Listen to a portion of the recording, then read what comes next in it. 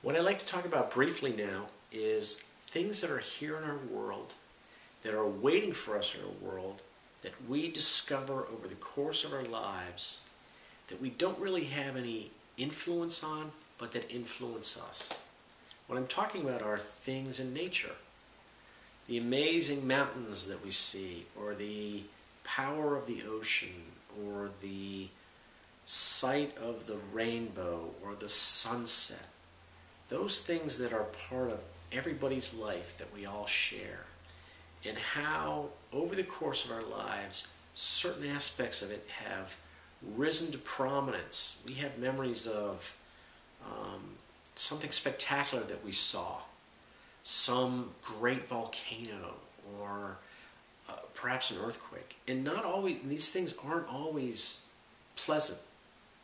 There is power and fury in our world that gets visited on people, and these can be dynamic experiences that shape families, that shape lives.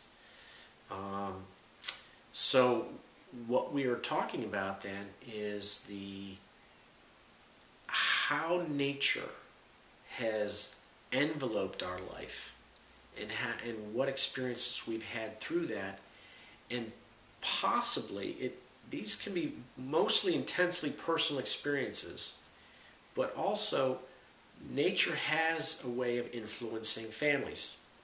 Some families are seagoing families. Some families are sailors, or some families are horse families. Some families are farm families. Some families love the snow. Some families love the sun. Some families are island families. So these are things that families have as sort of a kind of a connection with their world. And what are those connections? Is there a connection like that in your family? Some families are from a certain city, and that city becomes kind of a mark of their character, of their family. Some families are from a certain part of the country, and they're very proud of that. All these things relate to how we inculcate the aspects of our environment into our lives, and how that creates our character, and how we pass those things on to our children and our grandchildren, and make them aware of what was important to us during our time here. It's also very interesting to think about the things that we have seen and valued in our lives that we want to have preserved for our grandchildren and children, and what that teaches us about our world at large. So also this is a chance for you to also discuss travel experiences you've had, the amazing parts of the world you've been to, and what those experiences have told you about our life here.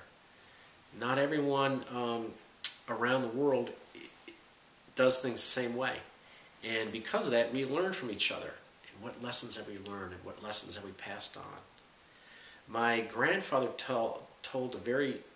he was very fond of a story he told about riding on a train with a business client of his who was from Russia.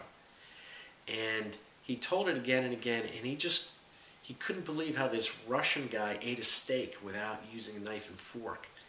And everyone in our family remembers that story. And it was just sort of something that really struck with him. And when I think of my grandfather, that's the story of him that I remember. So those are the kind of things we're talking about. It's travel experiences, and experiences at points of what our world has given us, what we've taken from our world, and what we've seen of our world. And I'll leave you with that thought.